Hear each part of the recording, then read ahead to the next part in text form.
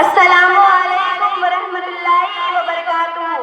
میرے بزرگوں اور دوستوں، میں آج اس ذات کی حالات زندگی بیان کرنے جا رہی ہوں جس سے دنیا ملک ہندوستان کا عظیم نامور ادیب و افسانہ نگار اور بے باک ایوارڈ یافتہ صحافی اور درجنوں کتابوں کا مصنف کہتی ہے، جن کی شہرت ہندوستان، پاکستان، بھوٹان، نیپال اور کئی ممالک میں سورج کی کرنوں کی طرح روشن و منور ہے، جن کی زندگی اور شخصیت پر تقریباً 14 لوگوں نے ریسرچ کر کے PhD کی ڈگری حاصل کی ہے۔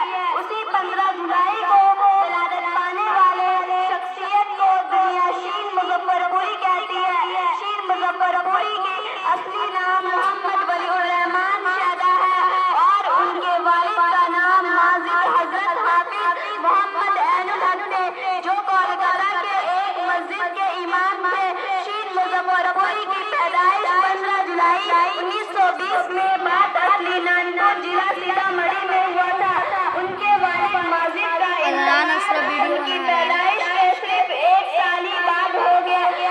شہروردی میموریل اسکول سے میٹرک کا امتحان دیا اور کامیابی حاصل کی۔ پھر آپ نے تعلیم کی روشنی سے مدد لیتے ہوئے اپنی کو آباد کیا اور اسی سے وابستہ ہو گئے۔ شین مظفر پوری کی ادبی زندگی کا آغاز 1937 سے ہوا۔